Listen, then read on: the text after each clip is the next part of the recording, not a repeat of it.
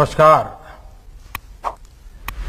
मैं स्वर्गीय हरमोहन सिंह यादव जी उनकी पुण्यतिथि पर उन्हें आदरपूर्वक नमन करता हूं, अपनी श्रद्धांजलि अर्पित करता हूं।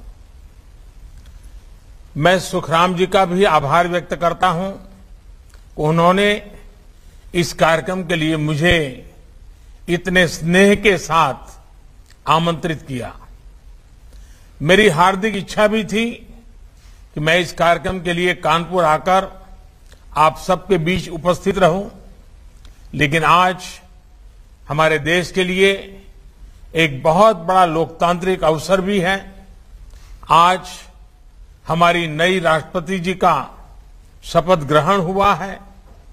आजादी के बाद पहली बार आदिवासी समाज से एक महिला राष्ट्रपति देश का नेतृत्व करने जा रही है।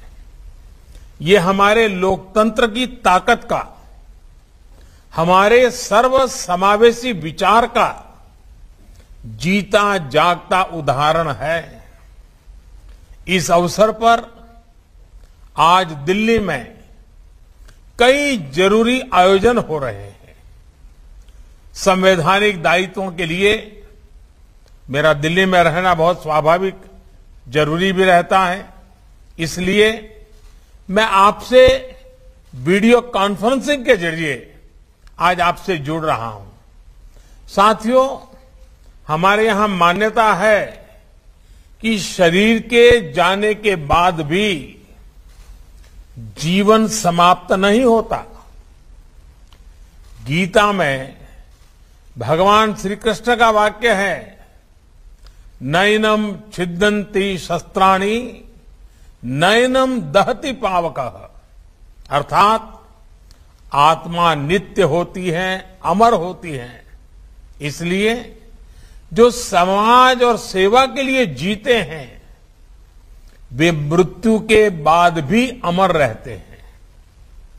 आजादी की लड़ाई में महात्मा गांधी हो या आजादी के बाद पंडित दीनदयाल उपाध्याय जी, राम मनोहर लोहिया जी, जयप्रकाश नारायण जी, ऐसी कितनी ही महान आत्माओं के अमर विचार हमें आज भी प्रेरणा देते हैं।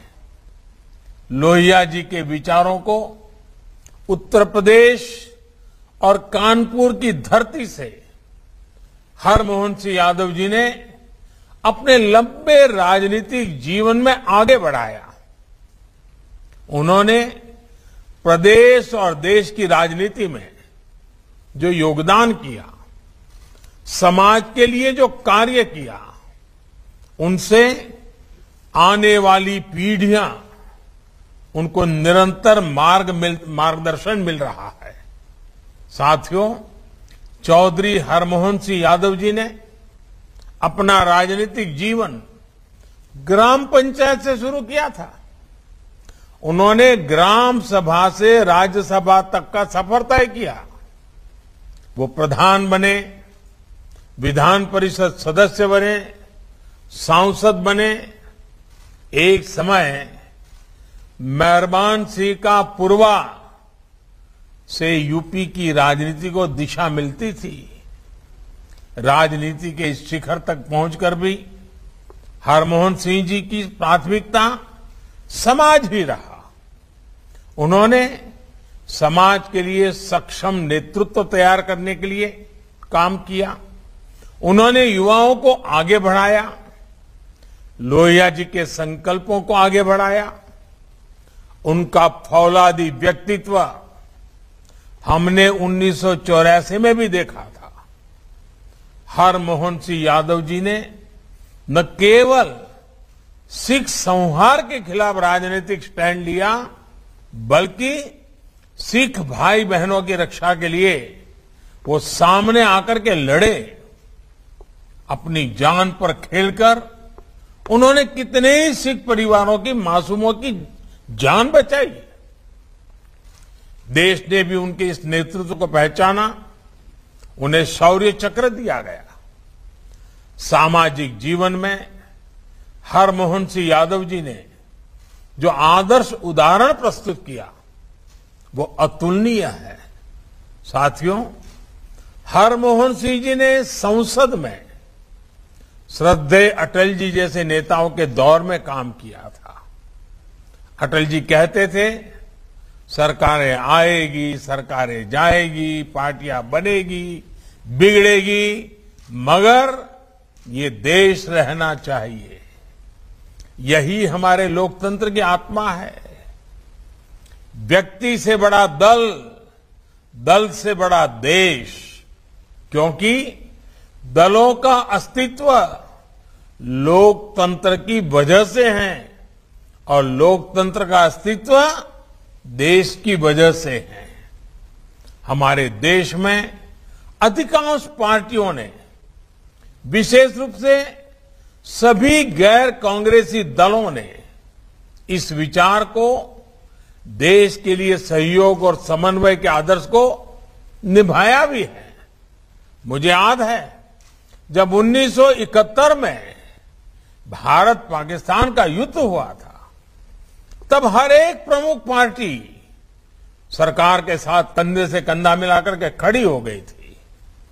जब देश ने पहला परमाणु परीक्षण किया तो सभी पार्टियां उस समय की सरकार के साथ डटकर खड़ी हो रही। लेकिन आपातकाल के दौरान जब देश के लोकतंत्र को कुचला गया तो सभी प्रमुख पार्टियों ने, हम सब ने एक साथ आकर संविधान को बचाने के लिए लड़ाई भी लड़ी। चौधरी हरमोहन सिंह यादव जी भी उस संघर्ष के एक जुझारू सैनिक थे।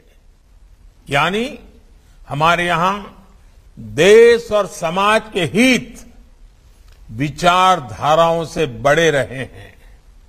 हालांकि हाल के समय में विचारधारा या राजनीतिक स्वार्थों को समाज और देश के हित से भी ऊपर रखने का चलन शुरू हो गया है।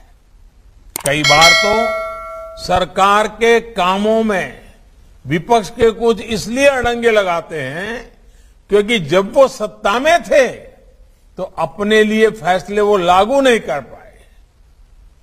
अब अगर उनका क्रियान्वयन होता है तो उसका विरोध करते हैं।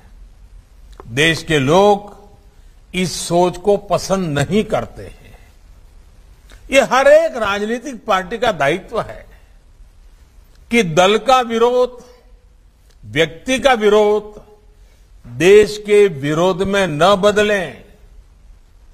विचारधाराओं का अपना स्थान है और होना भी चाहिए। राजनीतिक महत्वाकांक्षाएं तो हो सकती है, लेकिन देश सबसे पहले है, समाज सबसे पहले है, राष्ट्र प्रथम है। साथियों, लोहिया जी का मानना था कि समाजवाद समानता का सिद्धांत है। वो सतर्क करते थे कि समाजवाद का पतन उसे असमानता में बदल सकता है। हमने भारत में इन दोनों परिस्थितियों को देखा है। हमने देखा है कि भारत के मूल विचारों में समाज वाद और विवाद का विषय नहीं है। हमारे लिए समाज हमारी सामूहिकता और सहकारिता की संरचना है। हमारे लिए समाज हमारा संस्कार है, संस्कृति है, स्वभाव है। इसलिए लोहिया जी भारत के सांस्कृतिक सामर्थ्य की बात कहते थे। उन्होंने रामायण मेला शुरू कर हमारी विरासत और भावनात्मक एकता के लिए जमीन तैयार की। उन्होंने गंगा जैसी सांस्कृतिक नदियों के संरक्षण की उसकी चिंता दशकों पहले की थी। आज नमामि गंगे अभियान के जरिए देश उस सपने को पूरा कर रहा है। आज देश अपने समाज के सांस्कृतिक प्रतीकों का पुनरुद्धार कर रहा है। ये प्रयास समाज की सांस्कृतिक चेतना को जीवंत कर रहे हैं, समाज की ऊर्जा को, हमारे पारस्परिक जुड़ाव को मजबूत कर रहे हैं। इसी तरह नए भारत के लिए देश अपने अधिकारों से भी आगे बढ़कर आज कर्तव्य की बात कर रहा है। जब कर्तव्य की ये भावना मजबूत होती है तो समाज अपने आप मजबूत होता है। साथियों, समाज की सेवा के लिए ये भी आवश्यक है कि हम सामाजिक न्याय की भावना को स्वीकार करें, उसे अंगीकार करें। आज जब देश अपनी आजादी के 75 वर्ष पर अमृत महोत्सव मना रहा है तो ये समझना और इस दिशा में बढ़ना बहुत जरूरी है। सामाजिक न्याय का अर्थ है समाज के हर वर्ग को समान अवसर मिले, जीवन की मौलिक जरूरतों से कोई भी वंचित न रहे। दलित, पिछड़ा, आदिवासी, महिलाएं, दिव्यांग जब आगे आएंगे तभी देश आगे जाएगा।